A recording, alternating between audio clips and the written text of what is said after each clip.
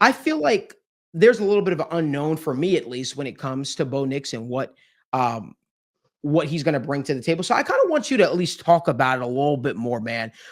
First of all, what do you think it was about him that made him stand out to win the Broncos job as a rookie? Because everything that's coming out of Denver, it seems to be people are raving about him. They're excited about him. They're pumped up about him. And this was a draft pick that I think sort of was a little bit of a shock to people that aren't in Broncos country, if you will. But I kind of want to hear you talk more about that. Well, let's start with the first part of that. I think the reason that he wound up being a Denver Bronco is because of his sort of maturity as a rookie. I mean, you're talking about a guy who has the most college football starts ever, in a record that probably won't be broken due to the COVID, the red shirt, all that kind of stuff. Um, so he had like 60 something starts, under his belt already, and then you look at how he plays the game. You look at last year, the problems with the Broncos. A lot of that had to do with Mhm. Russell Wilson. And Russ, what he does is buy time. He gets out the back, gets out the back of the pocket, buys time with his legs, and tries to make those big plays. Well, that's great when they work. When it doesn't, you're taking a 12-yard sack and it's a drive killer.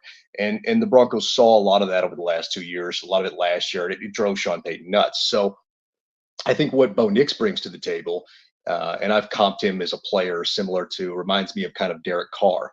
Mhm. He'll take what you give him. He gets rid of the ball quick, plays well within structure. He's not a guy that necessarily puts the team on his back and is going to make plays like that. But in a Sean Payton offense, that's all you need. Somebody who's a quick thinker, who's able to get rid of the ball quickly, not take negative plays, keep it on schedule, and you'll score.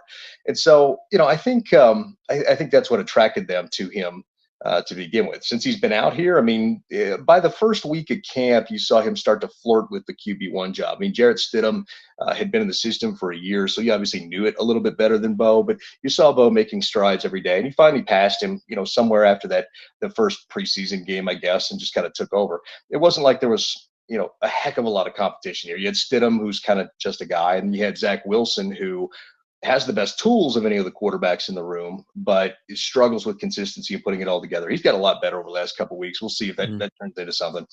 And then, there's the question marks. Everybody's talking about him, talking about Bo, talking about what he's done. He also did that with a bunch of first teamers against a bunch of backups. If Right. you go back and look at the Colts game, you go back and look at the Packers game. The Packers didn't play their top 31 players at all. That was the game Bo started. The Colts game, by the time Bo got in there, I think they had one starter on the field and mostly third stringers.